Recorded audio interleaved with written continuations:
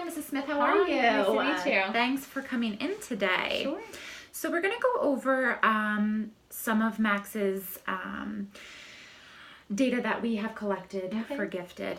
As so you smart. know, he really is. He's so such smart. a great kid. He's super sweet. We appreciate all of your very detailed feedback. Very helpful. I have here pulled up his teacher input for levels of academic performance. So I'm going to go over that with you briefly. As you know, we've already gone through the testing that he has taken, what those tests entail. So this is just some of the data that we've collected from those testings. So let's start off here with his classroom performance. So reading language arts, he's in the 95 to 100 percentile. So he's definitely above grade level when it comes to reading and language arts.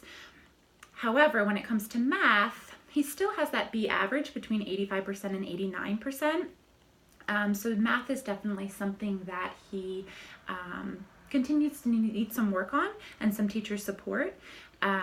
You'll see here total amount of points. So because he's so high in reading and language arts, he got the maximum amount of points, which is 3. However, he only scored 1 point due to his math. So that did bring that total points down a little bit. You think it's the teacher? To be honest with you, he has a really great rapport with Mrs. Jones, and she's really, really great about giving him any one-on-one attention that he does need. She did say, as you can see down here, requires little to no repetition to learn when presented with new material. She gave him a sometimes for that, and I did talk to her about that, and she said that is solely during math when he does need a little bit of repetition when it comes to new material. Again, for student retains information that is taught and applies previously taught material without reminders. Again, she gave him a sometimes for that, and again, that's solely in math, where he struggles to retain some of that information.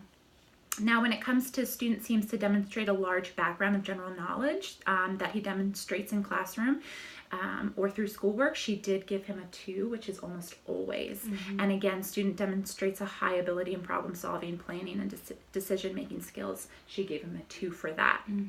So, his total score was an 8 for this. And again, those ones that she gave him for the sometimes were really just in math class. As far as his academic functioning, she gave him exceeds classroom expectations consistently. Good. That's good. And she states that he's highly motivated, loves a challenge. He does. That he does. So, so again, I think he really does have a great rapport with his teacher. Okay, good. Just some of those, extra, that extra prompting and extra one-on-one when it comes to math.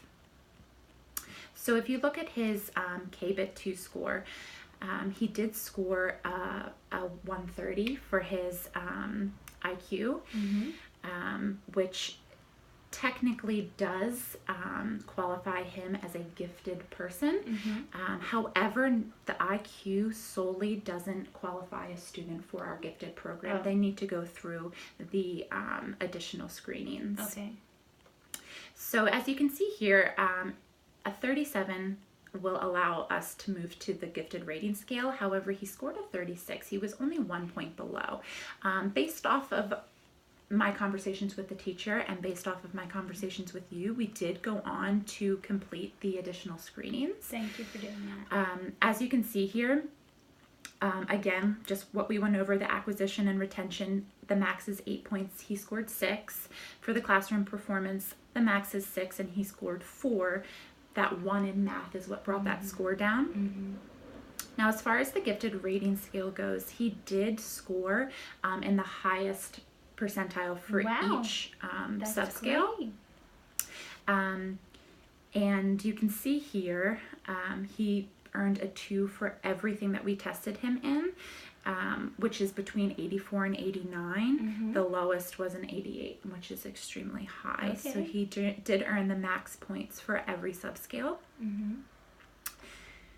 Creativity, artistic talent, leadership, motivation are the academic subscales.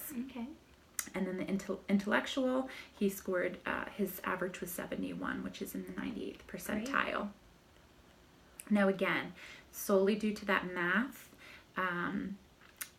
it did bring his score to a 52, and a 53 qualifies them to see our psychologist. Now again, based off of our conversations, based off of the subject of math really being the only subject that he's not even struggling in, it's just not qualifying him as far as the points go. So I am going to recommend that he does see the psychologist. Great. Thank you. I think that if the psychologist does come back stating that he qualifies for our gifted program, I'm going to make sure in the GIEP it states that he's never pulled for gifting during math time. Okay. So any time that math is presented in the general education classroom, I'll make sure that his gifted teacher is seeing him at another time. Okay. So we can work that into the IEP for sure. Any questions when it comes to, again, the testings that we went over? Mm-hmm. As far as KBIT, what was included in that, and the Wyatt testing? No, not that I can think of. How long will it take him to be tested for gifted with your psychologist? I've already reached out to the psychologist as far as what my recommendation is for her to see him. Mm-hmm. So hopefully within if not this week, definitely by next week. Okay. Hopefully she can fit him in. And then after the psychologist makes a recommendation, then we'll meet again with you, and we will hold his GIEP meeting. Okay.